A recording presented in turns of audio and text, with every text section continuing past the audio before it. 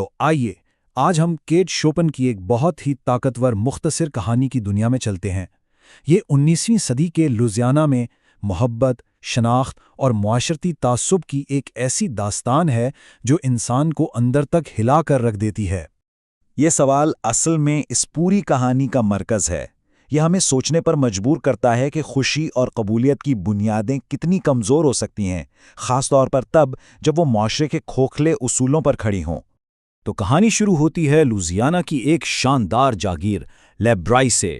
یہاں بظاہر سب کچھ بالکل پرفیکٹ ہے، کسی خواب جیسا، اور یہیں ایک گمنام لڑکی کی قسمت ایک بہت ہی طاقتور شخص کی محبت سے بدلنے والی ہے۔ کہانی کا جو مرکزی کردار ہے وہ ہے ڈیزیرے، ایک خوبصورت اور بہت ہی نرم دل لڑکی جس کے ماضی کے بارے میں کوئی کچھ نہیں جانتا۔ اسے بچپن میں والیمونڈے خاندان نے اپنایا تھا اور اپنی بیٹی کی طرح پالا تھا۔ اس کی اصل پہچان تو ایک راز تھی، لیکن اس کی معصومیت سب کے دل جیت لیتی تھی۔ اور پھر کہانی میں انٹری ہوتی ہے لیبری جاگیر کے مالک آنند اوبنگیائی کی۔ وہ ایک بہت مغرور اور سخت مزاج انسان تھا، لیکن جیسے ہی اس کی نظر ڈیزیرے پر پڑی وہ پہلی ہی نظر میں اس کا دیوانہ ہو گیا۔ اس کے ڈیزیرے کے گمنام خاندان کی ذرا بھی پرواہ نہیں کی اور فوراً اس سے شادی کر لی۔ ان کی محبت بے انتہا شدید اور پرجوش تھی۔ شادی کے بعد ان کے ہاں بیٹے کی پیدائش ہوئی اور یوں لگا جیسے ان کی زندگی خوشیوں سے بھر گئی ہو، لیکن یہی خوشی بہت جلد ایک انجانے خوف میں بدلنے والی تھی، ایک ایسا خوف جو ان کی دنیا کو ہمیشہ کے لیے تباہ کر دے گا۔ شروع میں تو سب ٹھیک تھا۔ بیٹے کی پیدائش نے آمنڈ کے سخت مزاج کو بھی نرم کر دیا تھا۔ وہ ایک بہت ہی فخر کرنے والا باپ تھا اور اپنی خوشی میں غلاموں سے بھی نرمی سے پیش آنے لگا تھا۔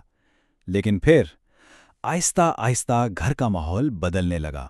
لوگ بچے کو دیکھنے آتے اور ایک دوسرے کو عجیب نظروں سے دیکھتے، اور پھر 3 مہینے گزرتے گزرتے بچے کی رنگت اور خود و خال میں ایک ایسی تبدیلی نظر آنے لگی جسے جھٹلانا ناممکن تھا۔ اس تبدیلی کو سب سے پہلے ڈیزیرے کی منہ بولی ماں میڈم والیمونڈے نے محسوس کیا، اور ان کا وہ سادہ سا سوال، آرمانڈ کیا کہتا ہے، اس سوال میں گہرا خوف چھپا تھا جو آنے والے طوفان کا پتہ دے رہا تھا۔ اور پھر وہی ہوا جس کا ڈر تھا۔ آمانڈ کی وہ شدید محبت اچانک برف کی طرح ٹھنڈی نفرت میں بدل گئی۔ اس کا خاندانی غرور اس کی محبت اور اس کے تمام جذبوں پر حاوی ہو گیا۔ اور یہ تبدیلی کتنی شدید تھی اس کا اندازہ یہاں سے لگایا جا سکتا ہے۔ وہ شخص جو اپنے بیٹے کی پیدائش پر خوشی سے پھولا نہیں سماتا تھا، اب اپنی ہی بیوی اور بچے سے نظریں چرانے لگا۔ اس کا پرانا سخت اور ظالم رویہ لوٹ آیا۔ ایسا لگتا تھا جیسے اس کے اندر کا شیطان پھر سے جاگ گیا ہو۔ ڈیزیرے، جو اس ساری تبدیلی سے بالکل بے خبر اور پریشان تھی، آخرکار ہمت کر کے اپنے شوہر کا سامنا کرتی ہے۔ اس کی آواز میں بے بسی اور خوف تھا۔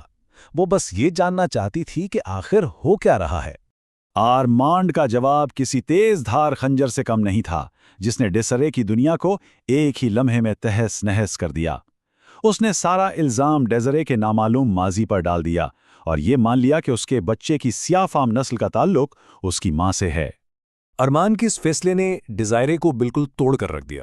جب اسے دھتکار دیا گیا تو اس کے پاس کوئی راستہ نہیں بچا تھا، اور اس نے ایک انتہائی المناک قدم اٹھایا۔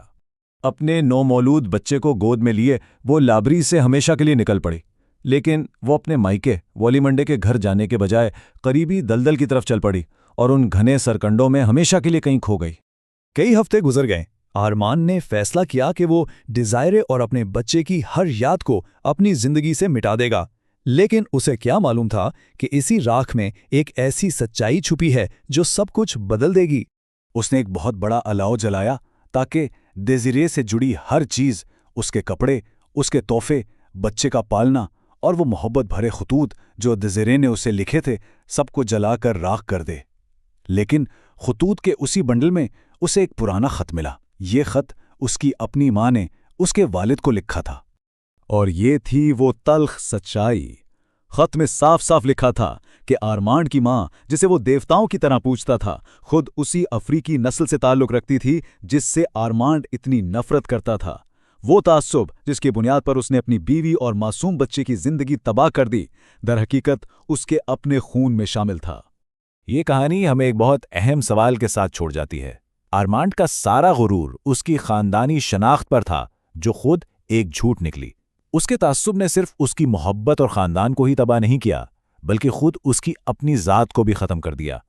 یہ کہانی آج بھی ہمیں یاد دلاتی ہے کہ نفرت اور غرور کی آگ میں اکثر انسان خود ہی جل کر راکھ ہو جاتا ہے۔